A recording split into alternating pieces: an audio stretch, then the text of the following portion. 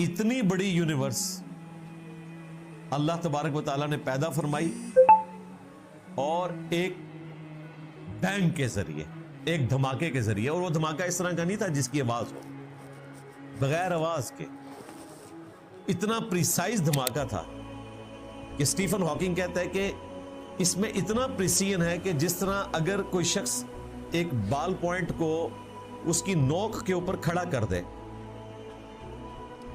1 अरब साल तक ये बाल पॉइंट खड़ा रहे, 1 अरब साल तक, 1 बिलियन ईयर्स तक। इससे ज्यादा बैलेंस रिक्वायर्ड है इस कायनात को वजूद में आने में।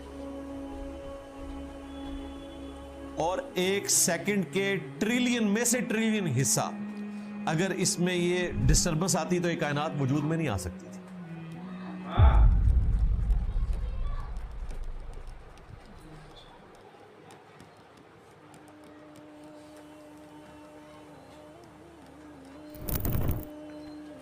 अवलम यरल्लज़ीना कफ़रू, क्या काफिरों ने नहीं देखा।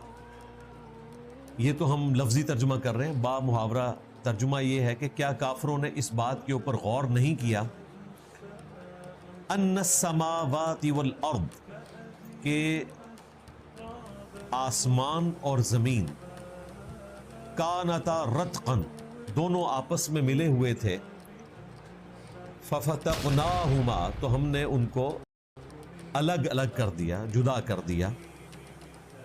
वजअलना मिनल माइ कुल्ल शैइन हई, और हमने हर जिंदा चीज को पानी से पैदा फरमाया। अफला युमिनून, क्या वो अब भी ईमान नहीं लाएंगे। अल्लाह तबारक व तआला ने अपनी कुदरत का इजहार फरमाया इस आयत के अंदर। और जाहिर है कि जिस तरह ये आयत अब खुलकर सामने आई है, पहले तो सिर्फ इसका एंड रिजल्ट हमारे सामने था कि ज़मीन और आसमान बने हुए हैं, लेकिन ये जो बारीकी है कि ज़मीन और आसमान इब्तदा में मिले हुए थे और हमने इनको फाड़ कर जुदा किया और हर जिंदा चीज़ को पानी से पैदा किया। ये चीज़ें आकर अब इस्टेब्लिश हुई। 1929 में पहली दफ़ा हबल ने टेलीस्कोप के जरिए ये चीज़ ऑब्जर्व की कि ये कायनात एक्सपेंड कर रही है। और उसका सिंपल टेस्ट ये होता है कि आप अगर मूविंग ऑब्जेक्ट्स का स्पेक्ट्रम ड्रा करें और वो ग्रीन से रेड की तरफ शिफ्ट हो रहा हो, इट मींस कि वो चीज़ दूर जा रही है, और अगर ग्रीन की तरफ शिफ्ट हो रहा हो तो चीज़ें करीब आ रही हैं। तो उसने देखा ये तो हर चीज़, जितने अजराम हैं कायनात के अंदर, सितारे हैं, स्यारे हैं, कहकशाएं हैं, ये एक दूसरे से दूर जा रहे हैं, तमाम का स्पेक्ट्रम रेड की तरफ शिफ्ट हो रहा है। तो उसको ये आइडिया क्लिक किया कि इसका मतलब है कि ये कायनात किसी ऐसे नुक्ते से स्टार्ट हुई है जो एक सिंगल पॉइंट था, वहां से ये चीज फैली है और इतनी बड़ी कायनात वजूद में आई।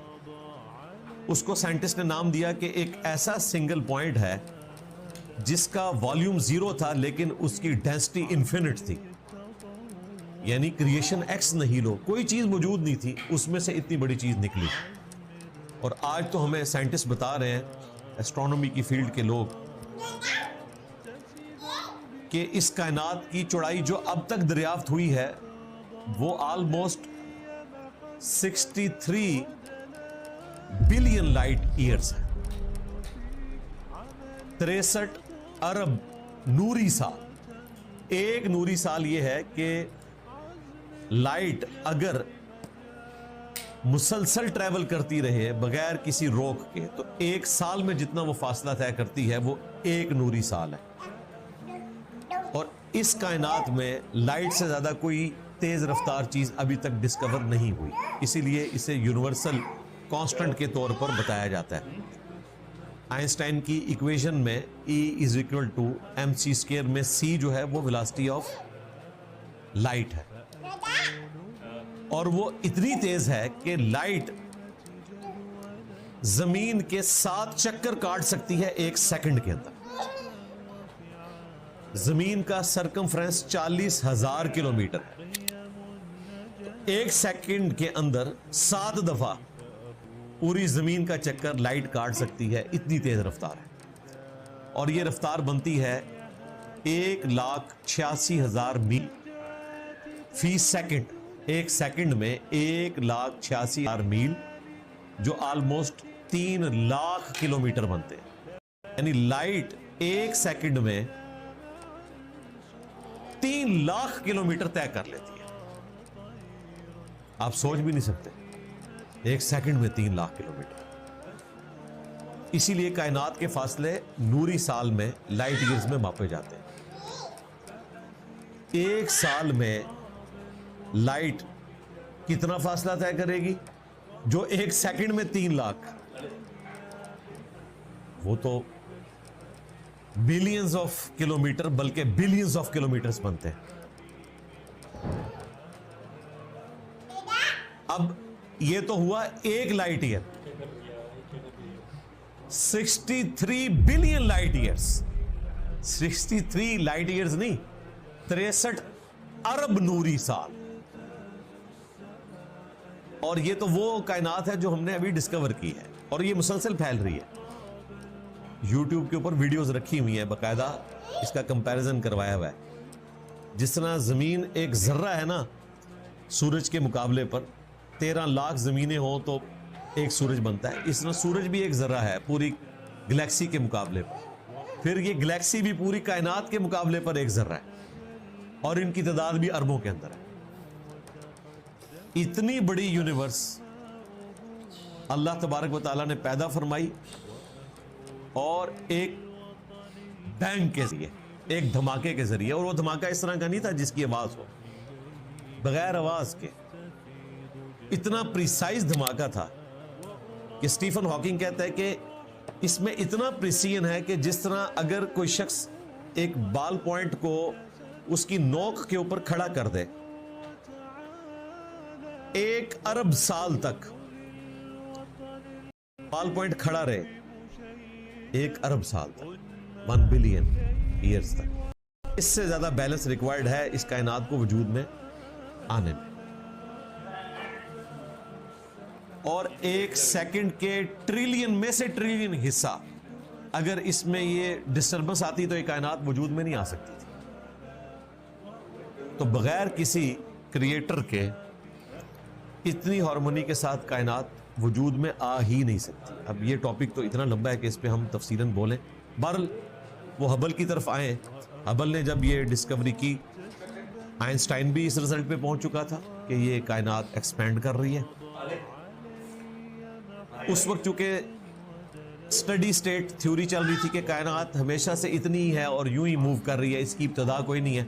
تو اس وجہ سے آئنسٹائن نے اپنی تھیوری میں اس وقت رد و بدل کیا، اور بعد میں جب ہبل نے یہ چیز دیکھ لی تو اس نے ہبل سے جا کر معافی بھی مانگی اور اعلانیہ اپنی غلطی کو مانا کہ مجھ سے مس ہینڈلنگ ہوئی تھی. اور میں بھی یہ چیز مانتا ہوں کہ یہ کائنات پھیل رہی. سورہ الذاریات میں آیا نا کہ ہم نے اس کائنات کو پیدا کیا اور ہم اسے وسعت دینے والے ہیں. اگلے زمانے میں ترجمہ یوں ہوتا تھا کہ ہم صاحب وسعت ہیں. آج ہم ترجمہ کر رہے ہیں کہ اللہ تعالیٰ اس کائنات کو پھیلا رہا ہے، ایکسپینڈ کر رہا ہے. تو یہ اکثر لوگ اعتراض کرتے ہیں کہ اگلے زمانے کے لوگوں کو یہ ترجمہ کیوں نہیں پتہ چلا. جو انہوں نے ترجمہ کیا اپنے زمانے کے اعتبار سے بالکل ٹھیک تھا، وہ آج بھی ویلڈ ہے. آج ہمیں سائنس نے مزید ترقی کروائی تو یہ جو ترجمہ ہم کرتے ہیں یہ بھی ویلڈ ہے اسی اعتبار سے. اور یہ قرآن کی خوبی ہے کہ قرآن کبھی بھی پرانا نہیں ہوگا. آج کے زمانے کے لوگوں کا اس میں انٹرسٹ اسی صورت میں ہوگا جب یہ قرآن نہ ہو. آیت تو شروع سے موجود تھی، کل فی فلک یسبحون، اس میں بھی آ جائے گی کہ کائنات میں ہر چیز تیر رہی ہے. اور وہ مسلسل حرکت کے اندر ہے. لیکن پھر بھی مسلمانوں میں یہ کنسیپٹ آ گیا کہ زمین ساکن ہے. آج جب سائنس نے بتایا تو لوگ کہہ رہے ہیں وہ ترجمہ غلط ہوا. وہ زمین ساکن اس اعتبار سے تو درست ہے کہ یہ سٹیبل ہے، لیکن اس اعتبار سے درست نہیں ہے کہ یہ موو نہیں کر رہی. تو ہم نے دیکھ لیا کہ زمین موو کر رہی ہے. زمین کی گول شیپ اسفیریکل فارم میں بھی دیکھ لی ہے. یہ ساری